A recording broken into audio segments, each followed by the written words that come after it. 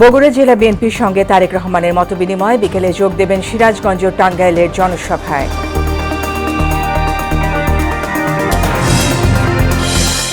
একদলীয় শাসন দেখতে চায় না জামায়াত, ১৪ গ্রামের জনসভায় ডাক্তার শফিক মানবিক বাংলাদেশ বিনির্মাণের প্রত্যাশা। প্রচারণার ১০ম দিনে ভোটের মাঠ চষে বেড়াচ্ছেন প্রার্থীরা, নির্বাচন ঘিরে মারণাস্ত্রের ব্যবহার নয় বলছে বিজিবি। এবং আজ পর্দা নামছে ঢাকা আন্তর্জাতিক বাণিজ্য মেলার শেষ দিনে কেনাকাটার ধুম, প্রত্যাশা প্রাপ্তির হিসেবে ব্যস্ত বিক্রেতারা।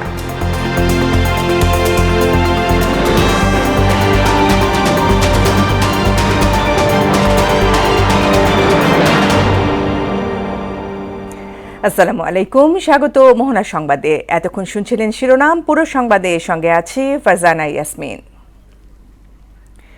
বগুড়ায় জেলা বিএনপি নেতাদের সঙ্গে মতবিনিময় করেছেন দলটির চেয়ারম্যান তারেক রহমান। সেখানে নির্বাচন ঘিরে প্রয়োজনীয় দিক নির্দেশনাও দেন তিনি।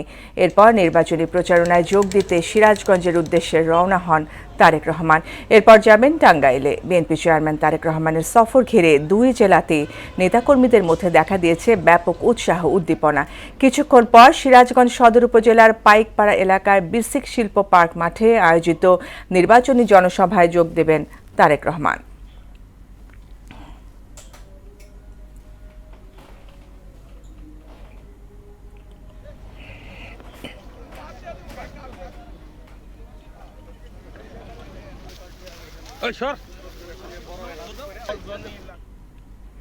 এ বিষয়ে আরো জানাতে সিরাজগঞ্জ থেকে যুক্ত হচ্ছেন সহকর্মী সোহেল রানা।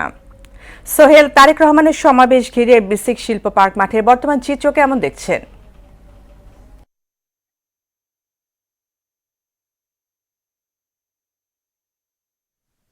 জি ধন্যবাদ ফারজানা। আপনি যেমনটি বলছিলেন যে সিরাজগঞ্জে কিন্তু দীর্ঘ প্রায় ২ যুগ পরে কিন্তু তারেক রহমান এই সিরাজগঞ্জে পদার্পণ করছেন। আমরা জানেন যে উত্তরবঙ্গের নির্বাচনী প্রচারণা কিন্তু তিনি গত ২ দিন যাবৎ কিন্তু করছেন।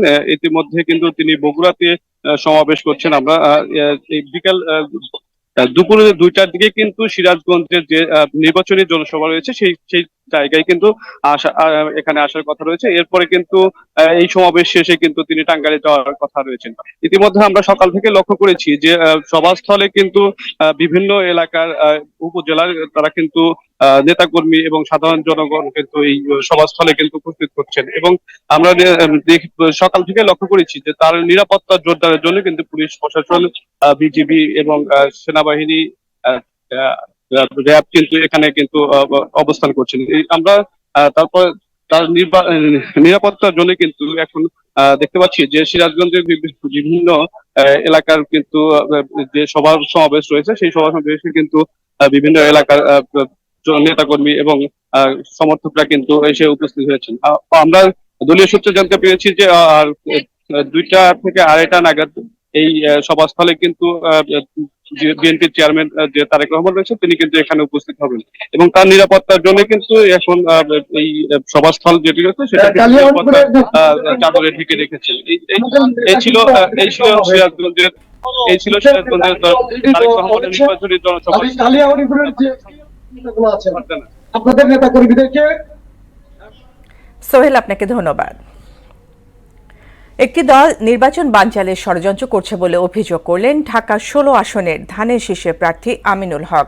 তিনি বলেন, চক্রান্তকারীদের বিষয়ে সতর্ক দেশের মানুষ। সকালে রাজধানীর ১১ নম্বরে ১০ম দিনের প্রচারণার সময় সাংবাদিকদের তিনি এ কথা বলেন। সামাজিক যোগাযোগ মাধ্যমে নানাভাবে প্রোপাগান্ডা ছড়ানো হচ্ছে বলে অভিযোগ করেন আমিনুল হক।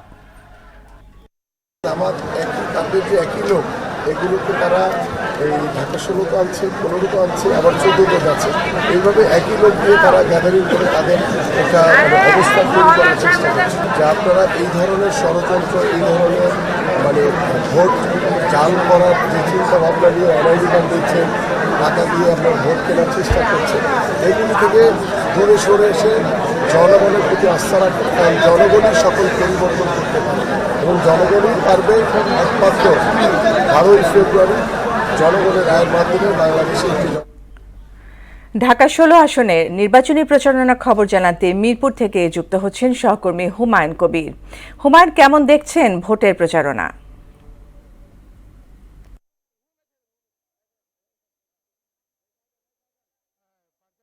দিনের মতো ত্রয়োদশ জাতীয় সংসদ নির্বাচনের প্রচারণা অর্থাৎ গণসংযোগ চালিয়ে যাচ্ছেন ঢাকা 16 আসনে দল বিশিষ্ট প্রার্থী আমিনুল হক। আমরা সকাল থেকে দেখেছি যে অর্থাৎ 11 নম্বর বাজারের বিভিন্ন জায়গায় কিন্তু উনি কিন্তু প্রচারণা চালিয়ে যাচ্ছেন। অর্থাৎ আমরা একটু কথা বলার চেষ্টা করবো আমিনুল হকের সাথে। অর্থাৎ আজকে 10ম দিনের মতো প্রচারণা চালিয়েছেন বিভিন্ন জায়গায়, অর্থাৎ গণসংযোগের প্রচারণা করছেন আপনি। অনেক পরিকল্পনার কথা তুলে ধরছেন। আর এখন পর্যন্ত মাঠের অর্থাৎ কেমন অবস্থা দেখছেন, লেভেল প্লেইং ফিল্ড আছে কিনা, তার পাশাপাশি আরেকটা প্রশ্ন হচ্ছে যে অর্থাৎ আপনার যে প্রতিদ্বন্দ্বী যে প্রার্থী তার বিরুদ্ধে কোনো ধরনের অভিযোগ আছে কিনা যদি বলতেন আমাদের। দেখেন, আমরা অভিযোগ দিতে পছন্দ করি না, বাট যেটা বাস্তবতা, যেটা রিয়েলিটি, সেটা সামনে তুলে ধরার চেষ্টা করি। কারণ আপনি ইতিমধ্যে নিজেরাই দেখেছেন যে জামাতের ক্যান্ডিডেট তার নেতৃবৃন্দ দিয়ে তারা ঘরে ঘরে টাকা পাঠাচ্ছে, বিকাশের নাম্বার নিয়ে বিকাশে টাকা পাঠাচ্ছে, রাতের অন্ধকারে গিয়ে তারা টাকা দিয়ে আসার চেষ্টা করছে। এগুলো কিন্তু আমাদের কাছে প্রমাণ সহকারে রয়েছে। পাশাপাশি তারা এনআইডি কার্ড নিয়ে তাদের কি কাজ, এটি তো তাদেরকে খোলাসা করতে হবে যে কেন আপনারা এনআইডি কার্ডগুলো নিচ্ছেন। এইভাবে তারা মানে মানুষের কাছে বিভিন্ন বিভ্রান্তিমূলক তথ্যপত্র দিয়ে তারা বিভ্রান্ত করার চেষ্টা করছে। এই বিষয়গুলো ইতিমধ্যে আমরা রিটার্নিং কর্মকর্তা নির্বাচন কমিশনকে জানিয়েছি যে তারা তাদের মতো করে একটা বিষয় পদক্ষেপ নেবে, এবং আমাদের নেতাকর্মীরাও সতর্ক রয়েছে এবং আইন শৃঙ্খলা বাহিনীও আশা করি সতর্ক রয়েছে যে এই ধরনের যারা টাকা দিয়ে ভোট কিনতে চায় তাদের বিষয়ে কঠোরভাবে তারা পদক্ষেপ নেবে এবং জনগণ 12 তারিখ ইনশাল্লাহ রায় দিয়ে তাদেরকে প্রত্যাখ্যান করবে। ধন্যবাদ। ফারজানা, আপনি শুনছেন যে আসলে যে জামাতের যে প্রার্থী তারা কিন্তু বিভিন্ন জায়গায় এনআইডি কার্ড সংগ্রহ করছেন, অর্থাৎ অভিযোগ করছেন। রিটার্নিং কর্মকর্তার কার্যালয় কিন্তু অভিযোগ দিয়েছেন এই বিষয়ে পদক্ষেপ নেওয়ার জন্য।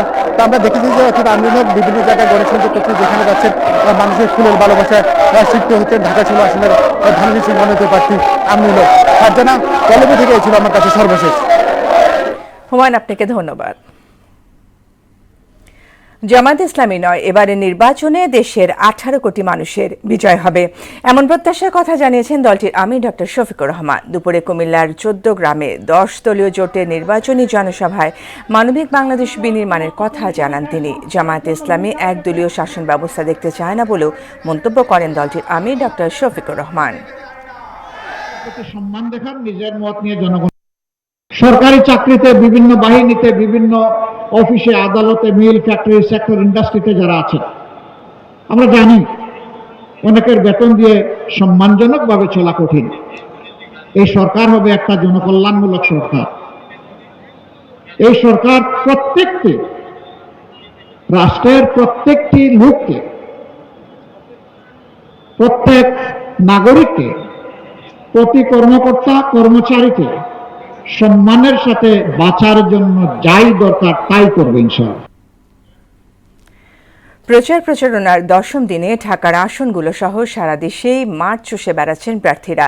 ঢাকা 8 আসনে 10 দলীয় জোট প্রার্থী এনসিপির নাসিরউদ্দিন পাটোয়ারি গণসংযোগ করেছেন শাহজাহানপুর খিলগাঁও এলাকায়। এ সময় এলাকায় বিদ্যমান সমস্যাগুলো সমাধানের আশ্বাস দেন তিনি। সবাইকে নিয়ে চাঁদাবাজ মুক্ত সমাজ গড়ার অঙ্গীকার করেন নাসিরউদ্দিন পাটোয়ারি।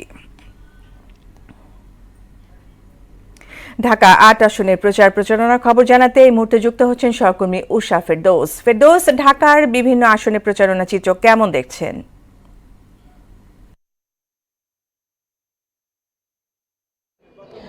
আমরা আসলে দেখেছি যে নির্বাচন যতই ঘনিয়ে আসছে, প্রার্থীরা তাদের যে প্রতিশ্রুতি সেগুলো নিয়ে যে ভোটার আছেন তাদের কাছে যাচ্ছেন এবং ধারে ধারে যাচ্ছেন এবং প্রতিশ্রুতি দিচ্ছেন যে একটি সুষ্ঠু অংশগ্রহণমূলক নির্বাচন তারা উপহার দিবেন।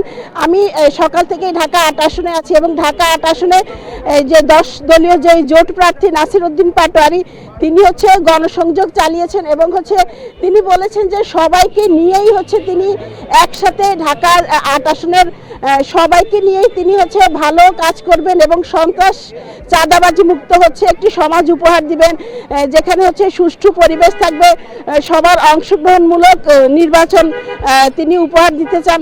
এবং আসলে সবার নির্বাচন যতই ঘনিয়ে আসছে, যেসব প্রার্থীরা আছেন তারা সবাই সকাল থেকে সন্ধ্যা পর্যন্ত মানুষের দ্বারে দ্বারে যাচ্ছেন এবং প্রতিশ্রুতি দিচ্ছেন, অনেক প্রতিশ্রুতি দিচ্ছেন। কিন্তু আসলে এখানে একটা জায়গায় খুব মানে মানুষও আমাদেরও প্রশ্ন করে, আমরা যারা গণমাধ্যম কর্মী, যে সবাই কথার অনেক ফুলঝুরি দিচ্ছে। কারণ এর আগেও মানুষ দেখেছে যে নির্বাচনে যত প্রার্থীরা কথার ফুলঝুরি দেয় সেগুলো হচ্ছে পরবর্তী তার বাস্তবায়িত হয় না। তো এক্ষেত্রেও মানুষের মনে একটা সংশয় আছে যে এখন যে প্রতিশ্রুতিগুলো প্রার্থীরা দিচ্ছেন সেগুলো আসলে নির্বাচনের পরে কতটা হচ্ছে বাস্তবায়ন করতে পারবেন। তো সেক্ষেত্রে যারা বিশ্লেষক আছে তারা বলছেন যে নির্বাচনে যে ইশতেহার, সেই ইশতেহারগুলো পরবর্তীতে বাস্তবায়নের জন্য একটি কমিটি গঠন করা হোক, যেখানে তাদের হচ্ছে জবাবদিহিতার একটা জায়গা থাকবে, যে প্রার্থীরা যেসব প্রতিশ্রুতিগুলো এখন দিচ্ছে সেগুলো যেন হচ্ছে নির্বাচনের পরে যেন তারা হচ্ছে যেই মানুষের কাছে দায়বদ্ধতার একটা জায়গা থাকে। এবং হচ্ছে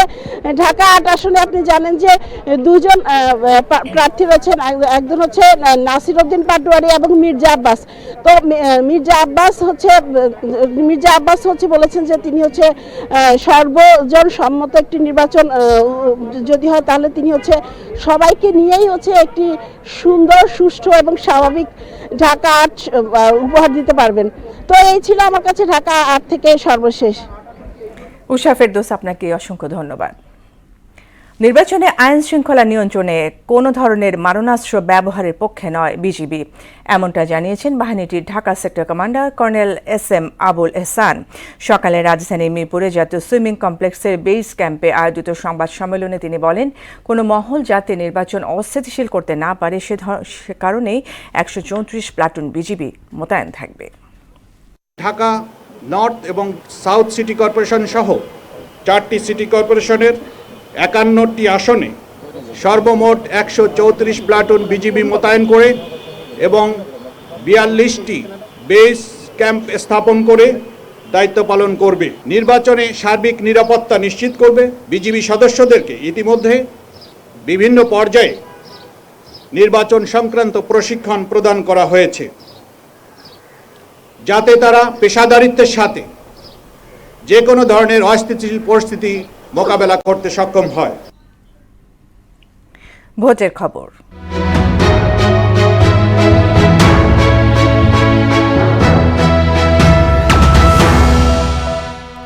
জাতীয় নির্বাচন নিয়ে বিশেষ আয়োজন ভোটের মোহনায়।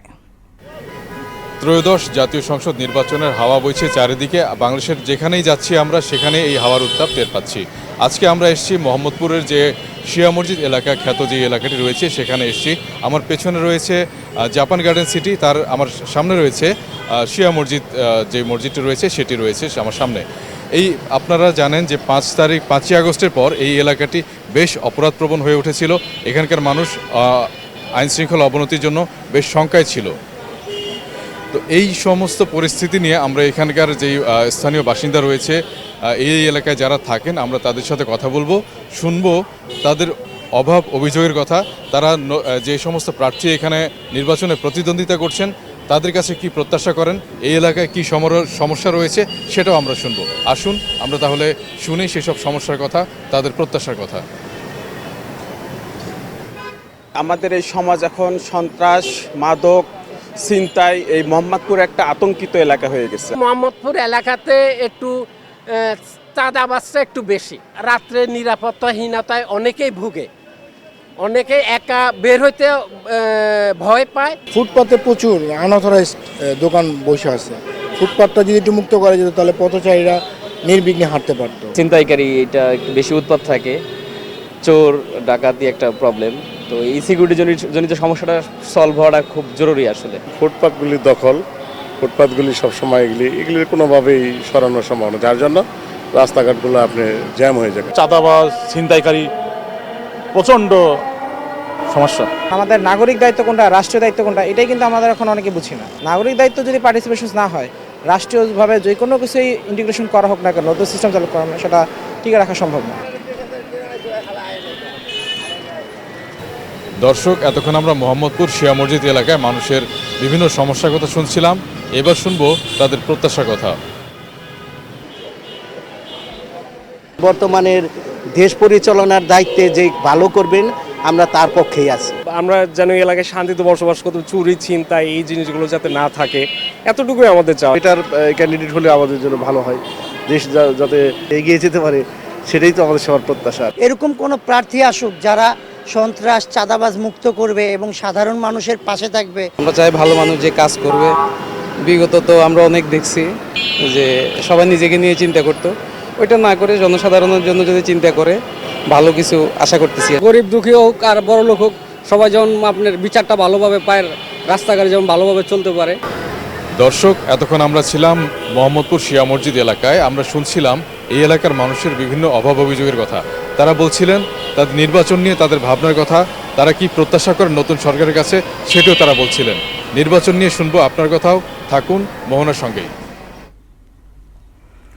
আজ পর্দা নামছে মাসব্যাপী চলা ঢাকা আন্তর্জাতিক বাণিজ্য মেলার শেষ দিনে মেলায় কেনাকাটার ধুম পড়েছে। সকাল থেকেই দর্শনার্থীদের ঢল নামে মেলা প্রাঙ্গণে। ক্রেতাদের মাঝে উচ্ছ্বাস ছিল চোখে পড়ার মতো। পরিবার পরিজন ও বন্ধু বান্ধব নিয়ে মেলায় আসেন তারা। এদিকে শেষ দিকে এসে প্রাপ্তি ও প্রত্যাশার হিসেব মেলাতে ব্যস্ত স্টল মালিকরা।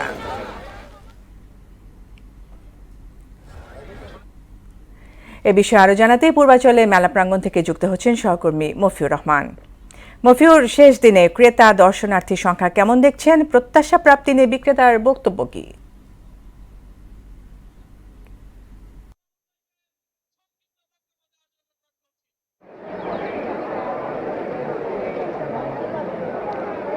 ধন্যবাদ ফারজানা। আপনি যেমনটি বলছিলেন, আজকে ঢাকা আন্তর্জাতিক বাণিজ্য মেলার 30তম আসরের আজকে শেষ দিন। আজকে ছুটি দিন হওয়ায় আমরা সকাল থেকে এসে যেটি দেখতে পাচ্ছি যে মেলায় আসলে সকাল থেকে মানুষ এখানে মেলায় ভিড় করেছেন। এখানে আপনাকে যদি একটু দেখাতে চাই যে আমার পাশে যেই স্টলটা রয়েছে, আমি যে স্থানে রয়েছি, এখানে মানুষের প্রচুর ভিড় রয়েছে। প্রতিটি দোকানে মানুষরা যাচ্ছেন, তাদের পছন্দের পণ্যগুলো দেখছেন এবং কিনছেন। এখানে শেষ দিন এসে দোকানদাররাও বলছেন যে তাদের বেচা বিক্রি ভালো হচ্ছে। এখানে যে ক্রোকারিজ আইটেমটি আমার সামনে রয়েছে, আপনাকে যেটি আমরা দেখাতে পাচ্ছি, এখানেও দেখুন যে এখানে ক্রোকারিজ আইটেমগুলো ক্রেতারা কিনে নিচ্ছেন। তাদের পছন্দ হলেই তারা দামাদামি করে নিয়ে নিচ্ছেন। তাদের সাথে জানতে চাইলাম যে বছরের অন্য সময় তারা এগুলো কেনেন না কেন। তারা বলছেন যে মেলায় যেটি পাওয়া যায় এটি আসলে অন্য জায়গায় এত কম দামে পাওয়া যায় না। এই কারণেই তারা আসলে মেলার দিকেই তাদের প্রেফারেন্সটা বেশি থাকে। এখানে দোকানদারদের সাথে আমরা কথা বলেছি। স্টল মালিকরা বলছেন যে এই মেলায় গত কয়েক বছর তাদের যে লস হয়েছিল বা যে বেচা বিক্রি যেটি কম হয়েছিল, এই বছর মেলায় এসে সেটি তাদের অনেকটাই পুষিয়ে গেছে। তো আমরা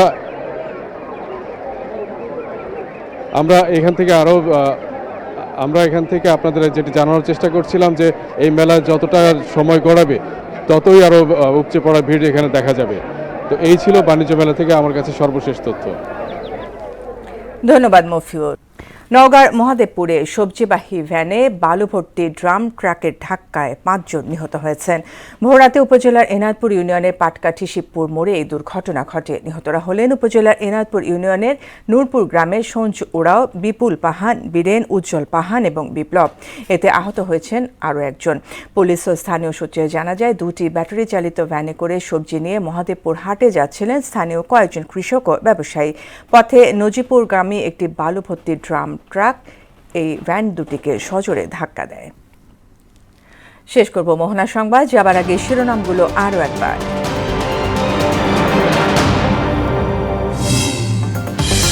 বগুড়ায় জেলা বিএনপির মতবিনিময় সভায় তারেক রহমান, বিকেলে যোগ দেবেন সিরাজগঞ্জ ও টাঙ্গাইলের জনসভায়।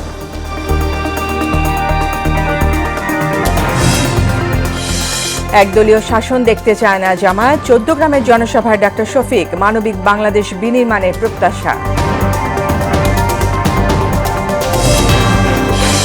প্রচারণার 10ম দিনে ভোটের মাঠ চষে বেড়াচ্ছেন প্রার্থীরা, নির্বাচন ঘিরে মারণাস্ত্রের ব্যবহার নয় বলছে বিজিবি। এবং আজ পর্দা নামছে ঢাকা আন্তর্জাতিক বাণিজ্য মেলার শেষ দিনে কেনাকাটার ধুম, প্রত্যাশা প্রাপ্তির হিসেবে ব্যস্ত বিক্রেতারা।